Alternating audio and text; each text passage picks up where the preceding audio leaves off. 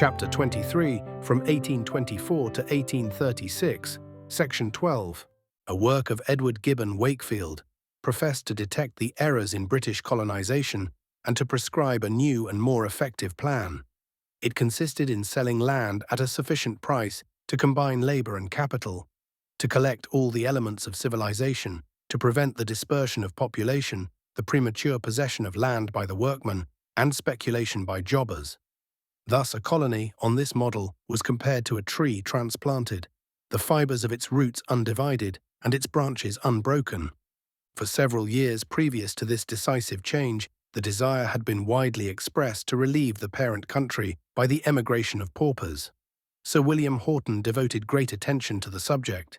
He visited various districts most oppressed by population and pointed out the methods available to an extensive removal. The Canada Company, which transacted much business with him while Under Secretary of State, had purchased and resold Crown lands, and many labourers, who were transferred at their own expense to that country, rapidly improved their condition. A committee of the Commons sat upon the subject, and a bill was introduced by Mr. Horton himself to authorise the parishes to mortgage their poor rates. It was once intended by the government to levy a tax on convict labourers and to increase its amount on artisans, and thus raise a fund for emigration. This project Arthur successfully resisted, and large permanent resources were discovered in the sale of lands.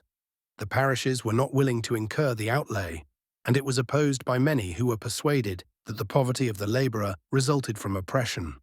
The intolerable degradation of the poor led to outrages and crimes. Large numbers were transported for agrarian offences, and many others had no refuge but to obtain deliverance from starvation by less concerted violations of the law. Agricultural labourers were driven from town to town, offered by auction at 2d. a day, harnessed to gravel carts, mocked by being sent with a barley straw 15 miles a day, imprisoned in pits, and kept standing morning after morning in a public pound. Such were the scenes which induced Horton to lecture through the country on redundant population and emigration, and to call the attention of the Parliament to the march of poverty, pauperism, tyranny, and crime. The proposition of Sir William Horton led to various projects of private parties in furtherance of colonization. Grants of land were given to capitalists in proportion to the labourers they conveyed, whom they were permitted to engage as indented servants. The scheme chiefly important to Van Diemen's Land was the settlement of Swan River. 4 gentlemen proposed to government to convey 100,000 persons for a grant equivalent. The minister thought the project too vast. 3 of the 4 declined. Mr. Thomas Peel, a relative of Sir Robert Peel, still persevered. Many persons entrusted their capital to agents who presented it and obtained a title to possessions they never intended to cultivate. By the regulations published at Downing Street on December 5, 1828, the settlers were allowed 40 acres for every £3 of invested capital, 200 acres for every labourer conveyed. No convicts or any other description of prisoners were to be sent, but land granted was to be forfeited unless improved within 21 years. Thus, those who conveyed labourers were met by competitors who had incurred no such expenses, and the conditions imposed neutralised each other. The settler who carried out labour found his servant desert him to occupy land acquired by the capitalist who carried out money. Of 300 persons embarked by Mr. Peel, in a few months not one remained to light his fire. But the recreant workmen were soon reduced to want. Many, under their broken indentures, claimed relief of Mr. Peel, whose flocks had been scattered and his property destroyed by their desertion. He was glad to hide from their violence while they were embarking for the neighbouring colonies. Respectable families were compelled to perform the most menial offices, and young women of education were reduced to rags. Contributions of clothing were collected and forwarded by the ladies of Cornwall.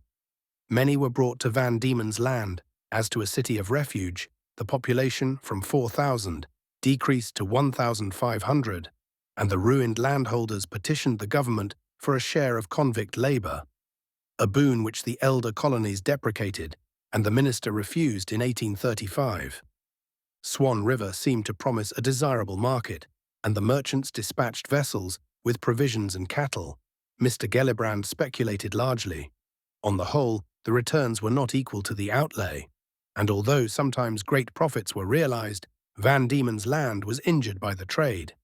Scarcely were the settlers of Western Australia landed when another colony, Spencer's Gulf, was projected. The authors of this scheme imputed serious defects to the plan of its immediate predecessor.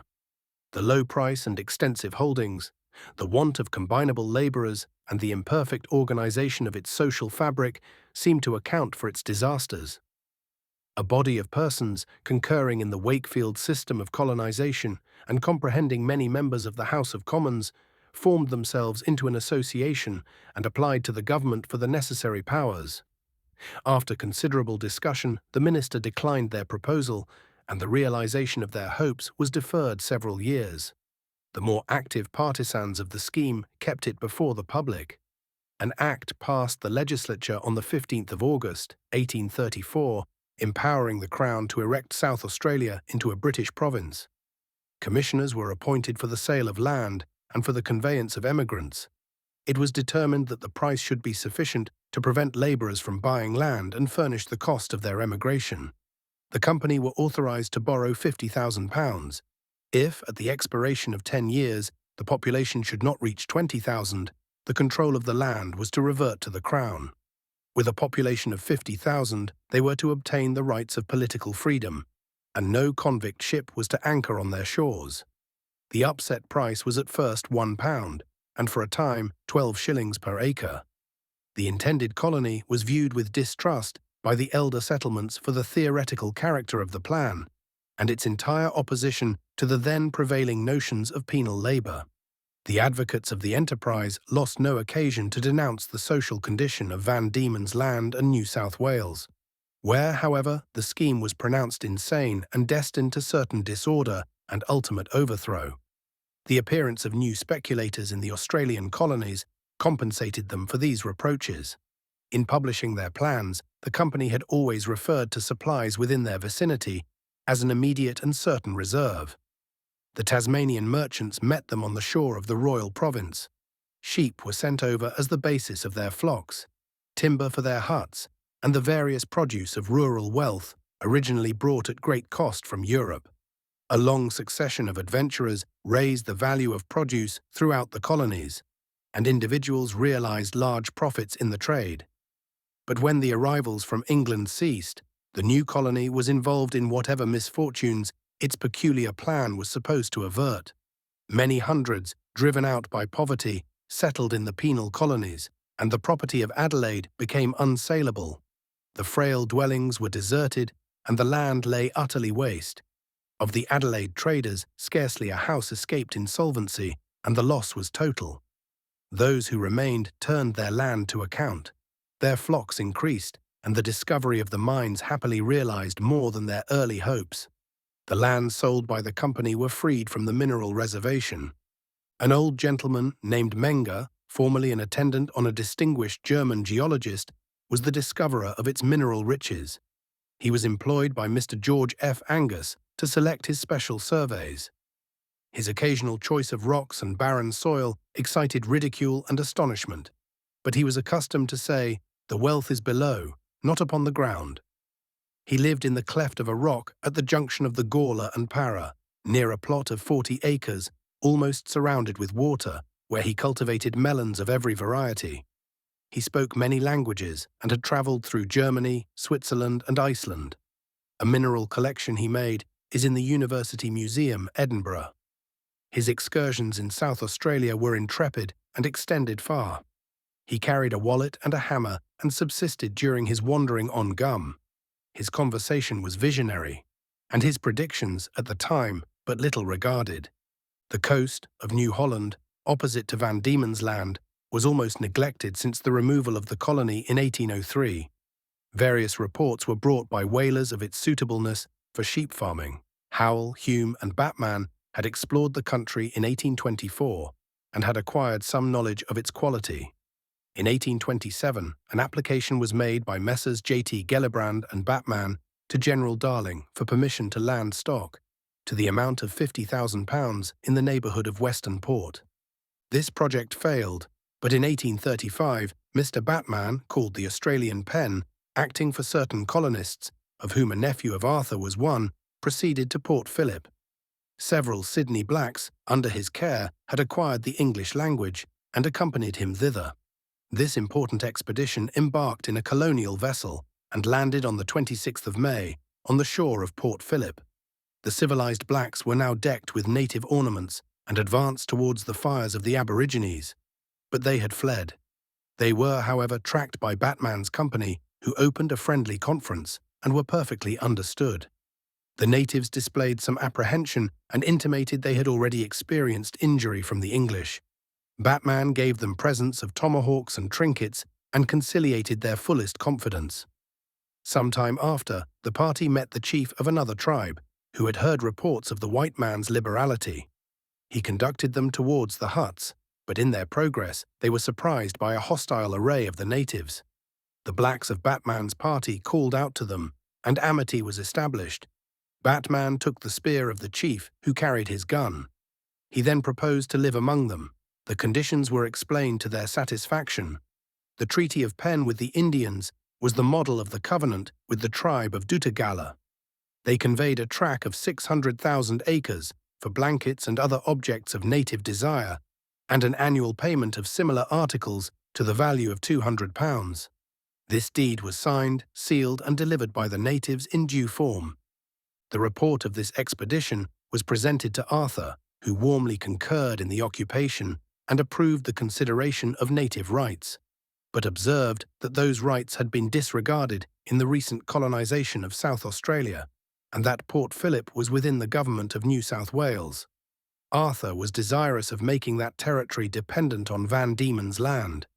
The minister favourably noticed the proposal, but in the meantime Governor Bourke asserted his claim and declared the company intruders, and their bargains with the natives void. Notwithstanding, the colony now opened was occupied by many adventurers. Their sheep were rapidly transferred, and the greater portion of the early inhabitants were settlers from Van Diemen's Land. The settlement was suffered with reluctance. The theory of concentration had been adopted only a few months before, but except by setting up a government on the spot, it was found that an illegal occupation of land could not be prevented. Governor Bourke wrote to the Secretary of State that whatever the general wisdom of concentration, an opposite course was necessary for pastoral wealth, and that to neglect nutritious food would be to reject the bounty of Providence. He proposed to sell the land in townships and employ the proceeds in the public service. Lord Glenelg confessed that the scheme of concentration was not of universal application, that Lord Ripon's regulations were not everywhere desirable, and that it was proper to tolerate the ardour of private enterprise, to moderate its course and gather up its fruits. The Dutagala Association was dissolved, but not until they had given an impulse to colonization, more rapid than any example offered by history.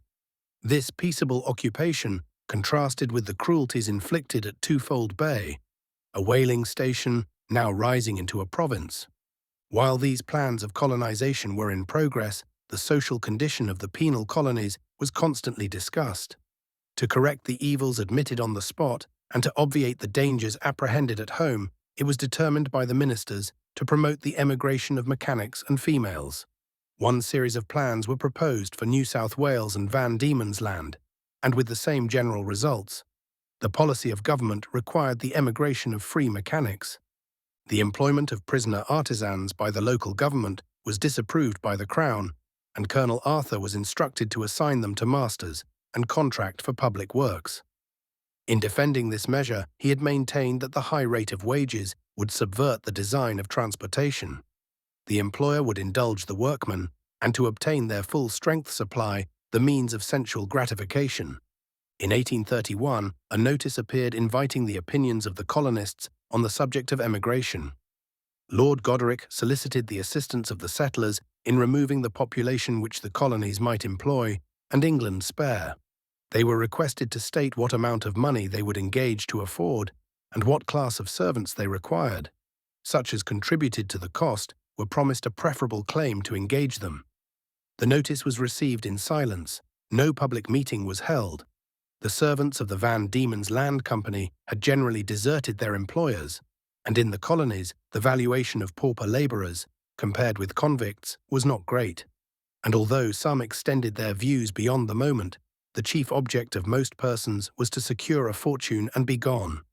The settlers dreaded the vicinity of small farmers as fatal to the discipline of their men and to the safety of their flocks.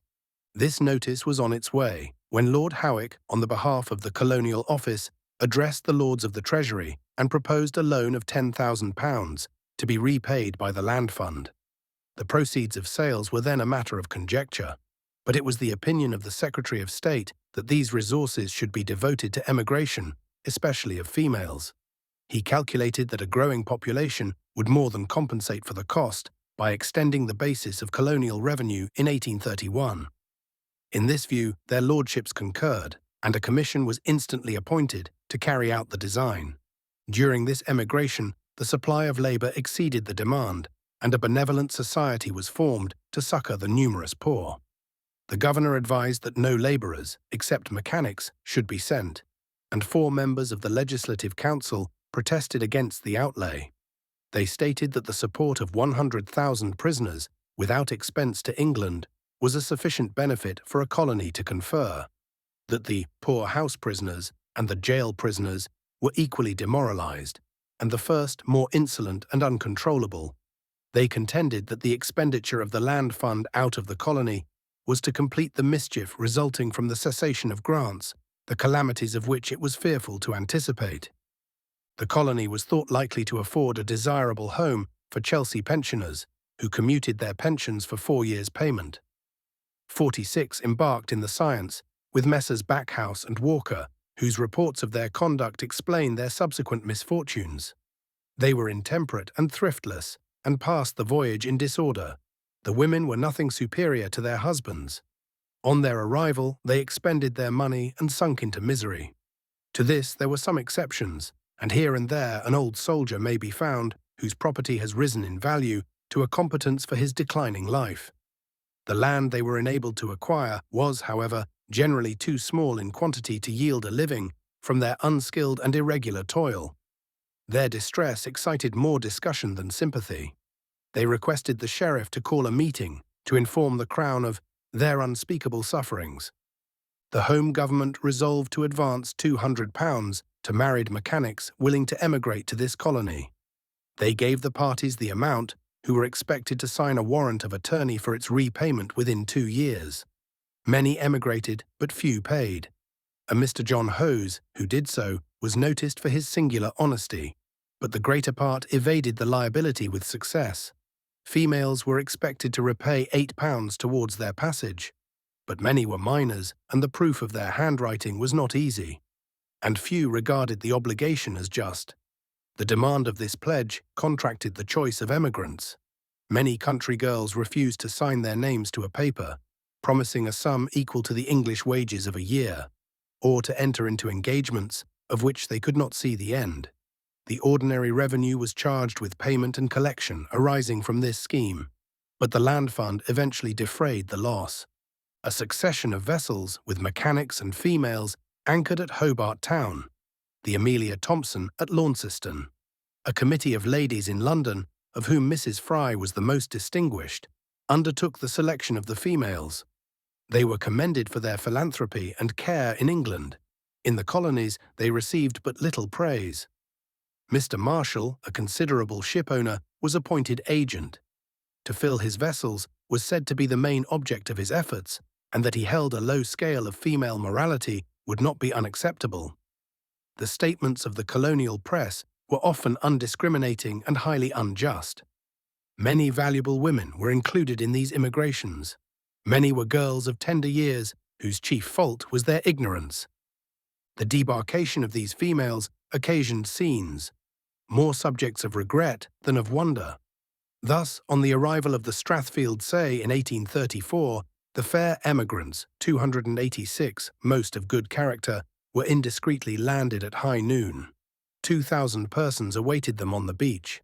Their feelings were outraged with ribaldry and insult. They were astounded at their reception, and many wept. The ladies of the colony protected and advanced them, and some, whose want drove them from their native country, remember the day with gratitude when they first pressed the soil of Tasmania. 1,280 females were brought to the colony in 3 years, ending in 1835, and rather more to New South Wales.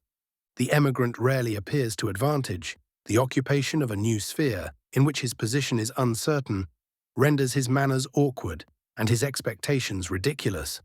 The disorderly conduct of many made their presence a burden and their civil condition no great advantage to their masters. Yet, since it was necessary to labour or to starve, the greater portion chose the better alternative, and the women of decent habits found that destiny for which nature designed them. The extravagant expectations formed by many emigrants, fostered by reports of individual success, which when substantially true are still exaggerated by fancy, were commonly disappointed. The suspicious coolness of strangers, the high price of provisions, the comfortless dwellings with their awkward fuel, the absence of conveniences which are not valued until lost, and the memory of home produced a depression of spirits only overcome by reason or youth. But their complaints of after years are the result of affectation and habit. They pretend to have sacrificed a lot, from which in reality they escaped, and forget that in the midst of those scenes they profess to regret, they often wanted a meal. A curious instance occurred at an early time. A settler took a location order and provisions and went out to commence his labours. He was disheartened by the obstruction of the forest. At his first stroke, the axe was shivered. He threw it down in despair and returned home in the vessel that brought him out. The emigrants were not, on the whole, inferior to other persons of their education and calling, and were often justified in resisting the tyrannical spirit and disposition to oppress, which the habits of colonial life do not extinguish. This emigration, amounting to 7,000 for both colonies, is an epoch to be remembered for its influence on their fate. These events revolutionized the social state of the colonies. Free workmen and their families formed an intermediate class, whose interests were hostile to a penal government and to bond labor in every form. The individual importance of employers consoled them for their political dependence, and the subservience of transportation to their material prosperity reconciled them to the restrictions it imposed. The free workman found it an obstacle to his advancement. It depressed his wages and debased his position, but gave him nothing. If his industry raised him, he yet retained the sympathies of his early life. He remained distrustful of the rich, jealous of rank, and fond of the equality of human rights.